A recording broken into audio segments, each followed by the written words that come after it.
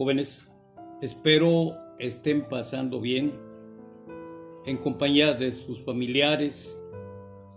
Recuerden que no debemos andar mucho en la calle, solo por cuestiones muy necesarias.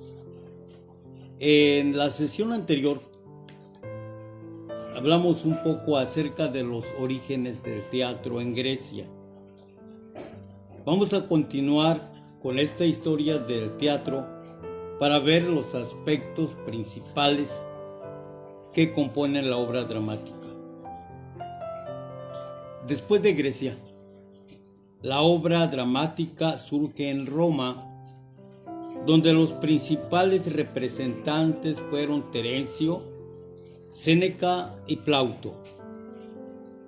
Posteriormente, durante el primer periodo de la Edad Media, el género dramático se extinguió y fue olvidado por completo de las obras griegas. Alrededor de los siglos XI y XII, los europeos reinventan el teatro, surgiendo comedias escritas en latín que fueron representadas en monasterios, cortes y universidades. Pues no se consideraba un teatro para el pueblo.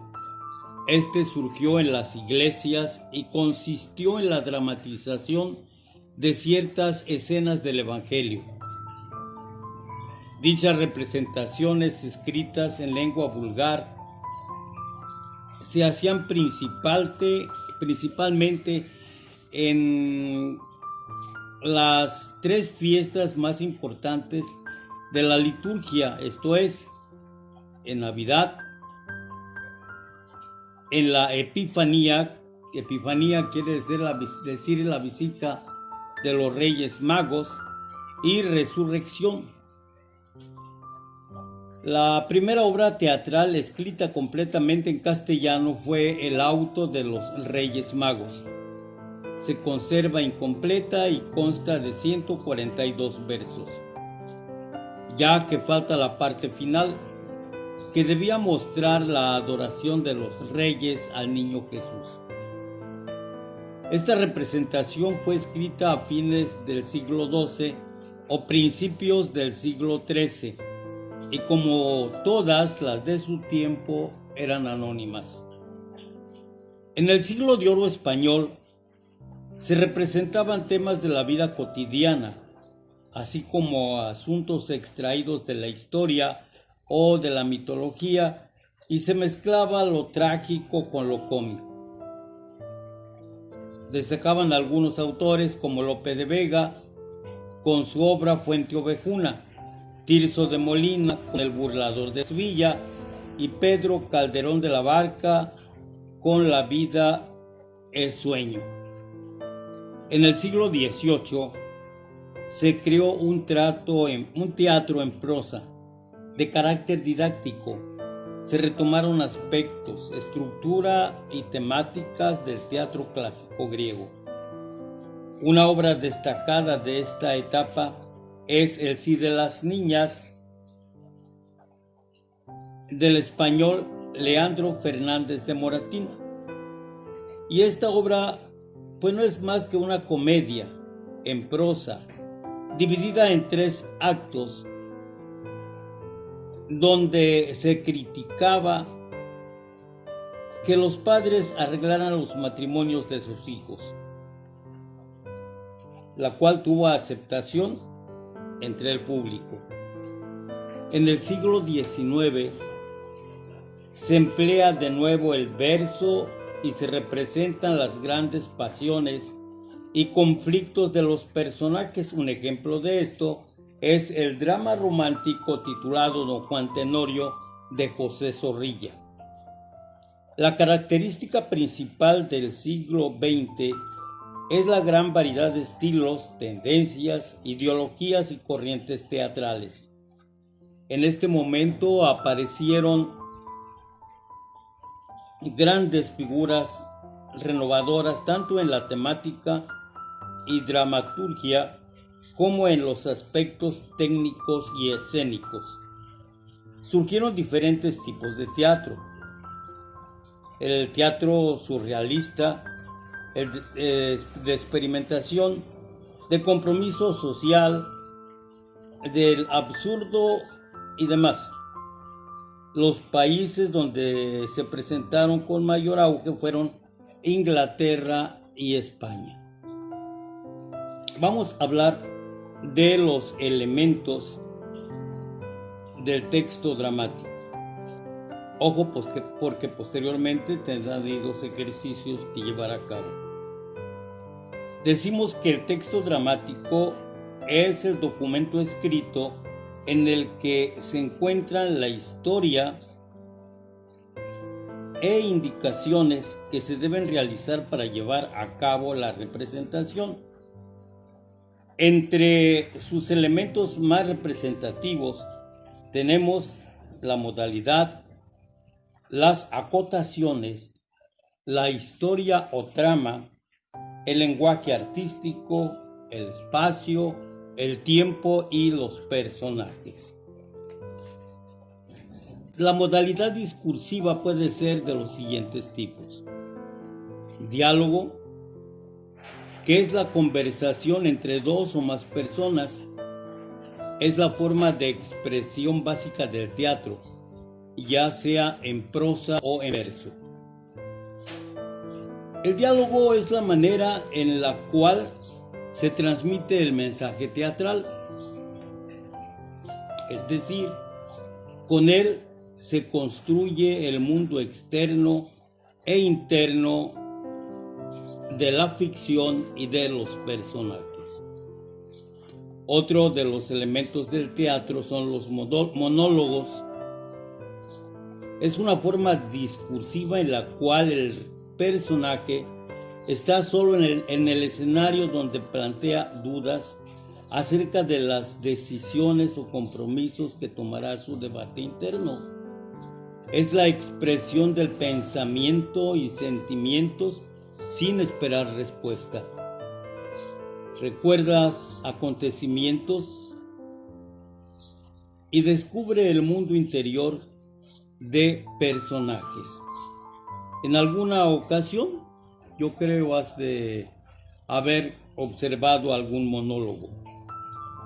Soliloquios, otro elemento de la obra dramática. Los soliloquios es una forma discursiva en la que el personaje habla en voz alta, está solo y hace referencia al acontecer con presencia de un auditorio. Otro elemento de la obra dramática es lo que llamamos aparte. En algún momento un personaje se aparta del resto o desvía su mirada para hacer un comentario en voz alta destinado al público lector, que no es oído por el resto de los personajes. Este recurso se denomina aparte. Mediante los apartes, los personajes realizan reflexiones en voz alta, hacen comentarios malintencionados o declaran un pensamiento que puede ser de utilidad para el desarrollo de la acción. La finalidad de los apartes es informar al público. El siguiente elemento de la obra dramática son las acotaciones, que no es otra cosa más que indicaciones del autor en la obra acerca del montaje, la actuación, el vestuario, los gestos, el comportamiento de los personajes. Estas aparecen siempre en paréntesis o en el margen del texto. Dentro de este conjunto se organiza la estructura del mundo dramático, es decir, marca con medios estrictamente literarios las posibilidades de la representación física. En las acotaciones se especifican las condiciones de enunciación que afectan al diálogo. Por ejemplo, Cuando se pide algo, se puede decir enojado, asustado, emocionado, triste y más. Un elemento más es la historia o trama. Es lo que relata la obra. Cada texto se hace en función de la dramaticidad y la teatralidad de su época. La historia se presenta en forma segmentada, distribuida en actos y escenas que los personajes exponen durante el diálogo. El espacio es el lugar donde ocurren los hechos. Cuando se habla de espacio teatral, nos referimos tanto al lugar ficcional como al lugar físico en que se lleva a cabo la obra. En las obras dramáticas, la información sobre los espacios en donde se desarrolla la acción y se indica mediante las acotaciones.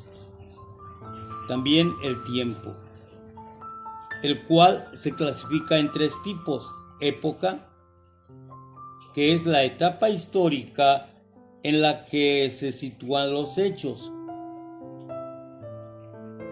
El otro es el tiempo de la historia u objetivo, es la duración de los hechos.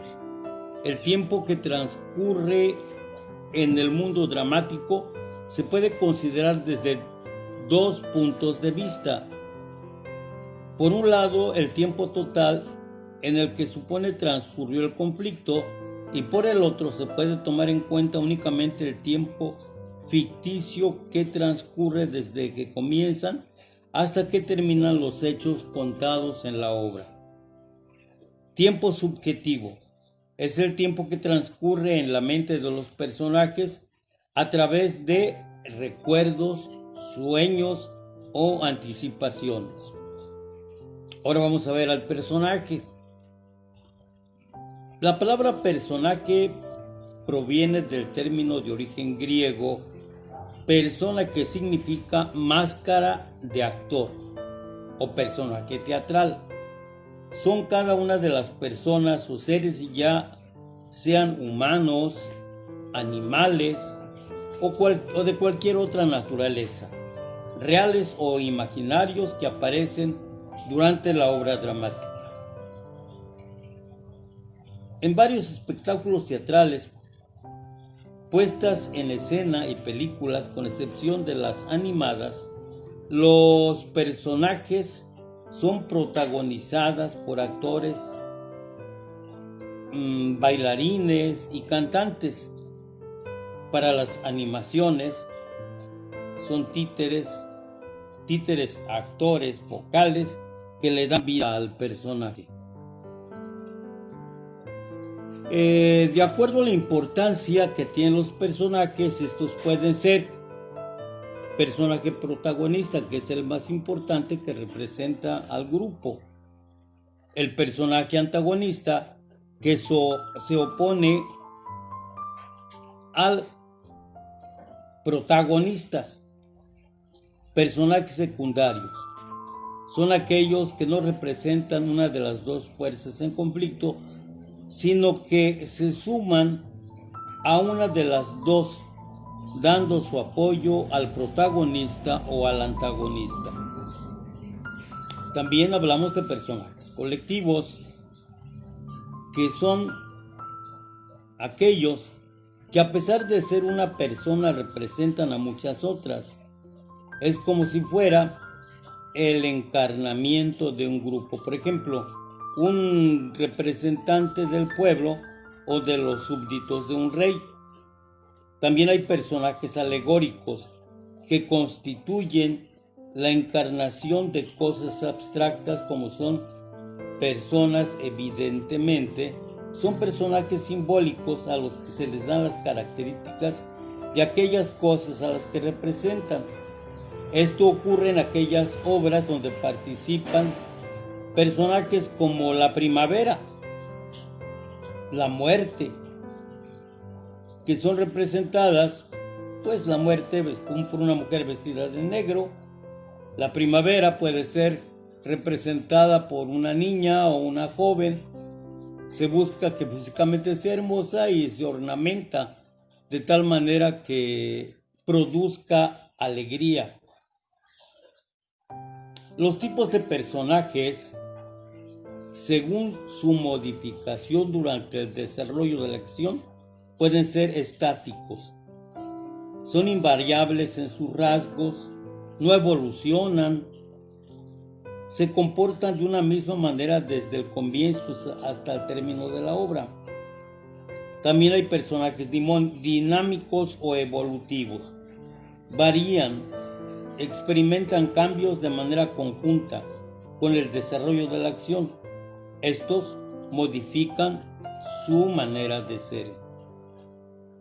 Según la complejidad de los rasgos que los construyen, los personajes también pueden ser planos o lineales, que son los que representan solo un rasgo dominante y absorbente.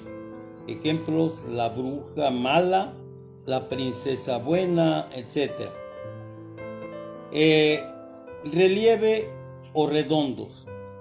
Representan más de un rasgo caracterizador y su representación es polifacética, ya que son capaces de sorprender con un cambio o variación significativa. A continuación, les presento un fragmento del primer cuadro, primer acto de la obra Bodas de Sangre del dramaturgo español Federico García Lorca. Después de leerlo, identifica algunos de los elementos que componen el texto dramático y anótalos en el cuadro correspondiente, que también se anexa para que resuelvas tu ejercicio.